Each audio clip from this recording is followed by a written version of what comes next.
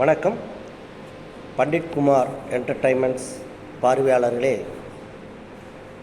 நீங்கள் எனக்கு தொடர்ந்து கொடுத்து கொண்டிருக்கிற ஆதரவுக்கு என் பணிவான வணக்கத்தை தெரிவித்துக் கொள்கிறேன்.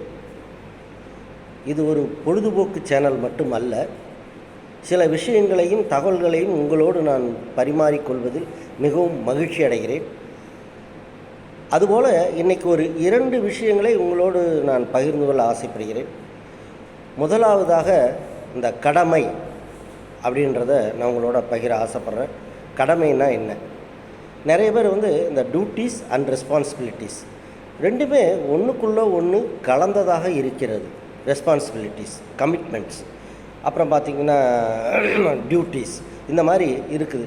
இந்த கடமையில் கூட ஒரு 2 பிரிவாக பார்க்கலாம். எப்படின்னு சொன்னால், நம்மளுடைய தொழில் கடமை ஒன்று, இன்னொன்று குடும்பத்திற்குரிய கடமை.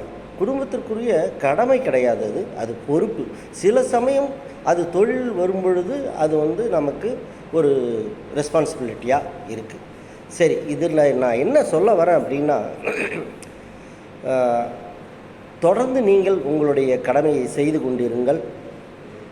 நீங்கள் அதாவது வேலை செய்யும் இடத்தில் உங்களுக்குரிய அங்கீகாரம் கிடைக்கிறதோ இல்லையோ, நீங்கள் உங்களுடைய கொடுக்கப்பட்டிருக்கும் பொறுப்பை உணர்ந்து நம்பிக்கையோடு நாணயத்தோடு நீங்கள் நடந்து கொள்ளுங்கள்.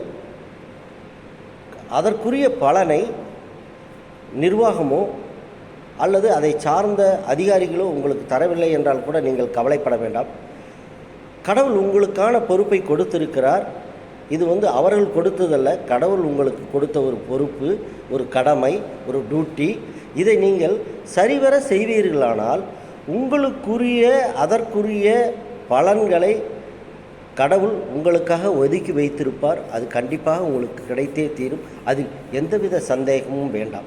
ஏன்னால் சில சமயம் எனக்கு கூட அந்த அச்சப்பாடு ஏற்படும். ஐயோ, என்ன நம்ம இவ்வளோ கடுமையாக உழைக்கிறோம், நம்ம வேலை செய்கிற இடத்துல நமக்கு அங்கீகாரம் இல்லையே, ஐயோ என்ன இப்படி இருக்கிறாங்களே அப்படின்னு சில சமயம் கோபமும் ஆத்திரமும் வந்தாலும் என்னை நானே ஒரு 10 நிமிடம் மனதை அமைதிப்படுத்தி ஆறப்போட்டு நான் மறுபடியும் என்னை உணரும் பொழுது, சரி இது இப்போ நடக்குது, ஆனால் நமக்கு இதுக்குரிய பலன் கண்டிப்பாக கிடைக்கும். அதை நான் சில முறை உணர்ந்தும் இருக்கிறேன். அதனால் நீங்கள் கடவுளிடம் நம்பிக்கை வையுங்கள். நீங்கள் உங்கள் பொறுப்புகளிலிருந்து விடுபட்டு போகாமல், அது நம்மளுடைய கடமை, நம்மளுடைய கமிட்மெண்ட், நம்மளுடைய ரெஸ்பான்சிபிலிட்டி நினச்சி நீங்கள் தொடர்ந்து செய்யுங்க. கண்டிப்பாக உங்களுக்குரிய பலன்கள் உங்களுக்கு அந்தந்த காலகட்டங்களிலோ இல்லை முன்னாடியோ இல்லை பின்னாடியோ கண்டிப்பாக கிடைக்கும்.